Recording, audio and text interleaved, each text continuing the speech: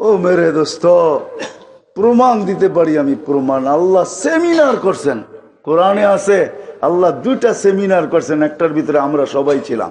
Seminar বোঝেন তো, সম্মেলন, মাহফিল।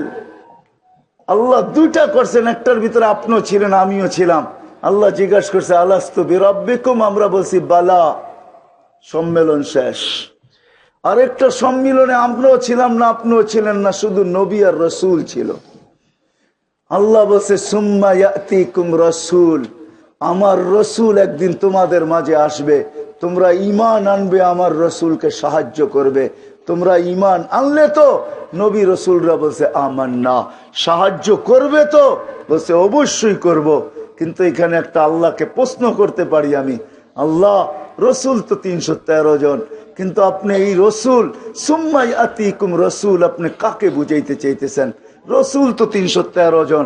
তা আল্লাহ বলছে রসুল 313 জন বটে, কিন্তু শব্দে রসুল আমি কাউকে দেই নাই। এই শব্দটা আমি তৈরি করছি আর রাইখা দিছি শোকে, যে এটা কোন রসুলকে আমি এই শব্দ দেই নাই। এই জন্য সমস্ত রসুলের কলেমার ভিতরে উপাধি আছে, কোন শব্দে রসুল নাই। মুসা আলাইহিস সালাম রসুল, কলেমা দিছেন লা ইলাহা ইল্লাল্লাহ, মুসা কালিমুল্লাহ। ঈসা আলাইহিস সালাম রসুল, কালিমা দিছেন লা ইলাহা ইল্লাল্লাহ, ঈসা রূহুল্লাহ। শব্দ কাউকে দেন নাই, অপেক্ষায় ছিলেন বন্ধু কবে যাবে, আর এই শব্দটাকে কবে বন্ধুর কালেমায় ফিট করব। যেই দিন আমাদের নবীজি আসছেন ওই দিন কলেমা দিছেন লা ইলাহা ইল্লাল্লাহ মুহাম্মাদুর রাসূলুল্লাহ। আবার এমন মিল, নিজের কলেমাও 12 হরফের, বন্ধুরটাও 12 হরফের। আবার এমন মিল, নিজের কালেমায়ও কোনো নোক্তা নাই, বন্ধুরটায়ও কোনো নোক্তা নাই। নিজের নামেও কোনো নোক্তা নাই, 4 অক্ষরে নিজের নাম। আল্লাহ 4 অক্ষর, নিজের নাম 4 অক্ষরে। বন্ধুর নামও রাখছেন এরকম একটা যেটা 4 অক্ষর, একটার ভিতরে নোক্তা নাই, মোহাম্মদ আহমদ।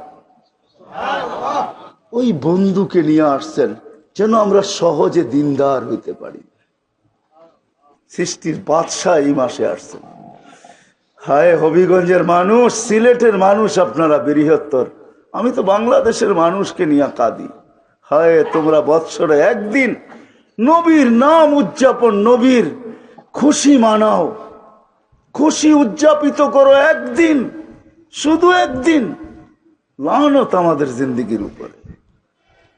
আমি সিলেটে 4 দিন ধরে বলতেছি, আমি কোনো বিরোধী না কারো, না আমি মৌলুদের বিরুদ্ধে, মিলাদের বিরুদ্ধে। মিলাদ বলতে আল্লাহর রসুলের জন্ম এবং অস্তিত্বের বিরুদ্ধে না। আমি জন্ম না হইলে রসুল পাইতাম তো পাইতাম কোত্থেকা। আমি জন্মের পক্ষে। ওই প্রচলিত মিলাদ মনে করেন না। মিলাদ আরবিতে জিজ্ঞাসা করেন, ডিকশনারিতে দেখেন। যুবকদেরকে বলতেছি, মিলাদ লেখা ইংলিশে সার্চ দাও, তর্জমা করো। প্রত্যেকটা অ্যান্ড্রয়েড সেটে এই সফটওয়্যার আছে, তুমি তর্জমা করতে পারো, শব্দকে স্থানান্তর করতে পারো। মিলাদ লেখো, ইংলিশে স্থানান্তর করো, দেখো আমারটাই ইংলিশে আসবে। জন্ম, অস্তিত্ব, এটার বিরুদ্ধে না আমি, খুশিরও বিরুদ্ধে না আমি, আমি খুশির পক্ষে। আল্লাহর রসুল দুনিয়ায় আসছে, এর চেয়ে বড় খুশি কি হবে? সমগ্র সৃষ্টি যদি ওই দিন খুশি মানাইতে পারে, আমি কেন পারবো না? যেদিন আসছিলেন ওই দিন সমগ্র সৃষ্টি খুশি ছিল না ছিল না? বলো কোলামা, খুশি ছিল না না ছিল? সমগ্র সৃষ্টি খুশি ছিল। সমগ্র সৃষ্টি ফেরেশতারা গলা লাগাইতেছিল আর সুসংবাদ দিতেছিল, দুজাহানের বাদশা জমিনে না পা দিয়া দিছে। আজকে দুজাহানের বাদশা জমিনে পা দিছে, জমিন পর্যন্ত খুশিতে নাচতে ছিল। দুজাহানের বাদশা আমার পিঠে পা দিয়া দিছে। আমি খুশিরও বিরুদ্ধে না, আমি পদ্ধতির বিরুদ্ধে। একদিন শুধু চিল্লানো, স্লোগান দেওয়া উচিত ছিল পুরা মাস নবীর সুরত বয়ান করা, নবীর সিরত বয়ান করা, নবীর শান বয়ান করা, নবী কেন আসছেন এটা বয়ান করা, নবী করছেন কি আমাদের জন্য এটা বয়ান করা, করতেছেন কি এটা বয়ান করা। ও হবিগঞ্জের মানুষ এখনো আমাদের জন্য কবরে বসে চোখের পানি চড়ায়। জিজ্ঞাসা করেন ওলামাদেরকে, এইখানেও আছে, জিজ্ঞাসা করেন হবিগঞ্জি রহমতুল্লাহ আলাইকে কোত্থেকে আমি আনবো কবর থেকে উঠায়া।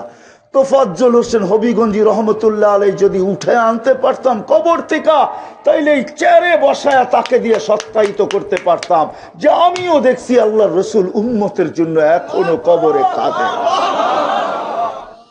এখনো কাঁদে। কোত্থেকে আমি ওই লোকগুলা উঠে আনবো? কোত্থেকে? এখনো কাঁদে, কবর থেকে কাঁদতে কাঁদতে উঠবে। আমার কাছে রেওয়ায়াত আছে, তাহকিক উলামা কোরআনে,